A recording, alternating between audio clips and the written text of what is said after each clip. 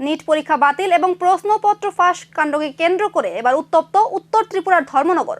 মঙ্গলবার সন্ধ্যায় রাস্তায় নেমে বিক্ষোভ মিছিল করল ধর্মনগর জেলা কংগ্রেস। কেন্দ্রীয় শিক্ষা দপ্তরের বিরুদ্ধে উঠে এলো তীব্র স্লোগান। জেলা কংগ্রেস ভবন থেকে শুরু হয় এই বিক্ষোভ মিছিল। শহরের বিভিন্ন পথ পরিক্রমা করে পুনরায় জেলা কংগ্রেস ভবনে এসে শেষ হয় মিছিলটি। মিছিল চলাকালীন কংগ্রেস কর্মী সমর্থকরা কেন্দ্রীয় শিক্ষা দপ্তরের বিরুদ্ধে তীব্র ক্ষোভ প্রকাশ করেন। তাদের অভিযোগ, প্রশ্ন ফাঁস কাণ্ডে দেশের শিক্ষা ব্যবস্থা ভেঙে পড়েছে।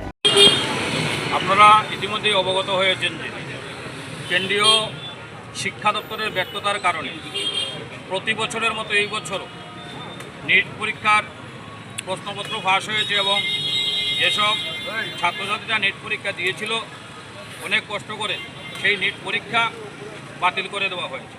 আমরা ভারতবর্ষের ছাত্র যুবদের সুরক্ষার স্বার্থে ছাত্র যুবদের এই পরীক্ষা যে কষ্টসাধ্যের মাধ্যমে ওনারা পরীক্ষা দিয়েছিল, সেই পরীক্ষা কেন্দ্রীয় সরকারের শিক্ষা দপ্তরের ব্যর্থতার কারণে বাতিল করা হয়েছে। আমরা অবিলম্বে ভারতবর্ষের শিক্ষামন্ত্রী এই প্রশ্নপত্র ফাঁস এবং প্রতি বছর যেভাবে নিট। এখন প্রশ্ন উঠছে, নিট কাণ্ড কি শুধুই প্রশাসনিক ব্যর্থতা, নাকি এর পেছনে লুকিয়ে আছে আর বড় কোনো সংগঠিত চক্র? দেশের ভবিষ্যৎ ছাত্রছাত্রীদের পরীক্ষার উপর আস্থা কি আদৌ ফিরবে? শিক্ষা ব্যবস্থার এই অস্থিরতার মাঝেই বাড়ছে রাজনৈতিক চাপ। সামনে কি পদক্ষেপ নেয় কেন্দ্র? এখন সেই দিকেই তাকিয়ে গোটা দেশ।